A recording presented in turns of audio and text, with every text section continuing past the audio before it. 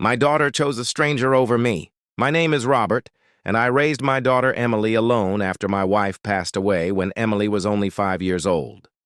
I worked 2 jobs, sometimes skipping meals, just to make sure she had food, clothes, and books. Every night I would sit by her bed, telling her bedtime stories so she never felt lonely. She once held my hand and said, "Papa, I will never leave you." Those words became my strength. But life has a strange way of testing promises. As Emily grew older, I noticed small changes. She spent more time on her phone, stayed out late with new friends, and began hiding secrets. One night, she came home with a soft smile, holding her phone close, whispering, "He understands me, Papa." That was the first time I realized another man's shadow had entered our home. I asked Emily who she was talking to, but she avoided my eyes. "Just a friend," she said quickly, walking past me into her room. I didn't push her, but I felt a storm inside me. Later that night, I heard soft giggles from her room. I knocked and asked if everything was fine. She said, "Good night, Papa," in a sharp tone, something she had never done before. The next morning, while cleaning, I found a small note under her pillow. It said, "I can't wait to see you again, Michael." My heart sank. A stranger was now more important to her than me. That evening, when I gently asked about Michael, she raised her voice. "Papa, please don't interfere. He makes me happy." I stood in silence, remembering all the nights I sacrificed for her happiness. Days turned into weeks, and Emily grew more distant. She started skipping family dinners, something we had always done together. Once, I prepared her favorite pasta, waiting for her at the table. The food went cold, and the chair opposite me stayed empty. She came home late that night with flowers in her hand, smiling at a message on her phone. "Emily," I said softly, "you are forgetting the man who has always been here for you." She sighed and replied, "Papa, you don't understand. Michael gives me the world." I wanted to say I had given her my world, but my voice refused to leave my lips. Instead, I simply nodded, swallowing the pain that grew like fire in my chest. One rainy night, I saw Emily outside the house, standing under an umbrella with Michael.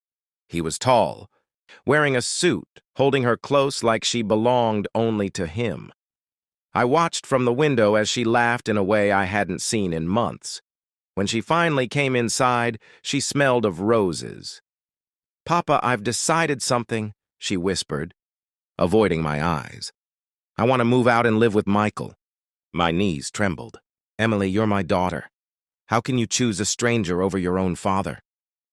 She hugged me quickly, almost as if she was saying goodbye, and walked to her room. I sat in the dark, the sound of rain mixing with the sound of my breaking heart. The next morning her room was empty. The closet doors were open, hangers scattered, and a letter lay on the bed. My hands shook as I read, "Papa, please forgive me. Michael is my future. Don't worry, I'll visit you." Tears blurred the words. My house, once full of Emily's laughter, now felt like a hollow cave. For days, I lived in silence, holding her childhood photos and remembering the times when she ran to me after school. I wondered how love could change so quickly, how my daughter could choose someone she barely knew over the man who raised her with blood and sweat. Weeks later, I went to the market and unexpectedly saw Emily with Michael. She looked happy, holding shopping bags, wearing a dress I had never seen before. I stood across the street, hoping she would notice me. When she finally saw me, her smile faded. Michael whispered something, and she turned away, walking faster.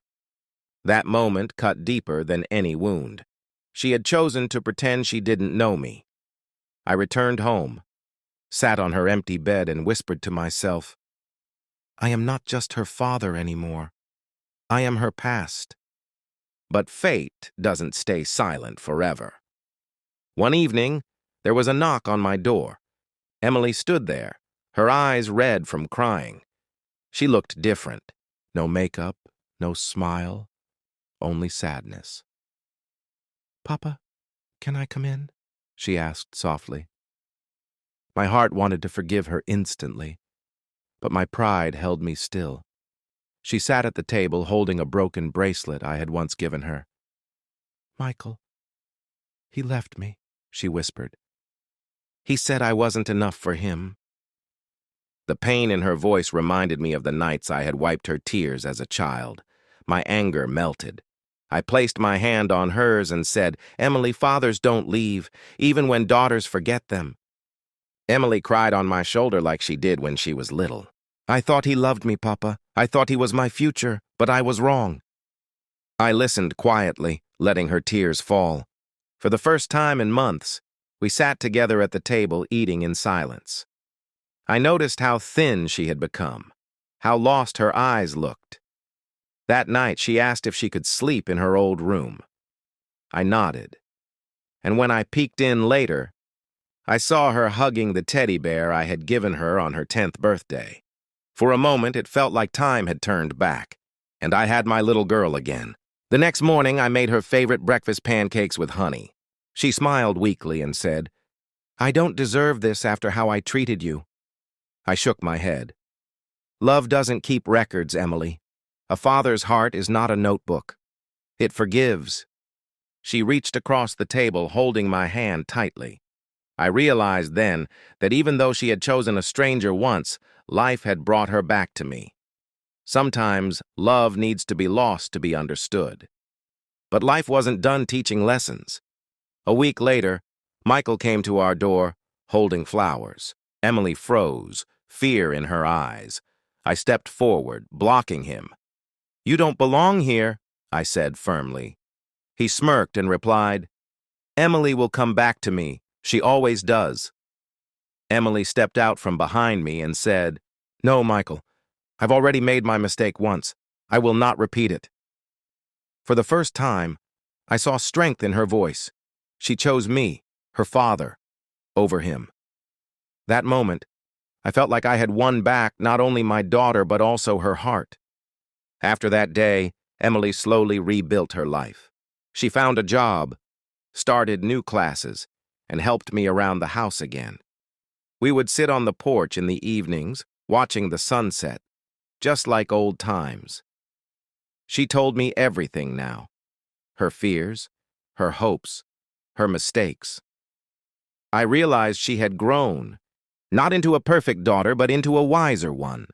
And I had grown too, learning that sometimes to protect love, you must let it leave and trust it will return. Today, when people ask about Emily, I smile.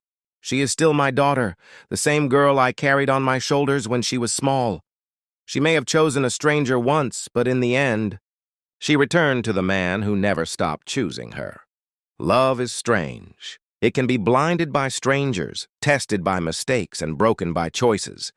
But real love, like the love of a father, waits at the door, ready to forgive when the heart finally remembers where it belongs.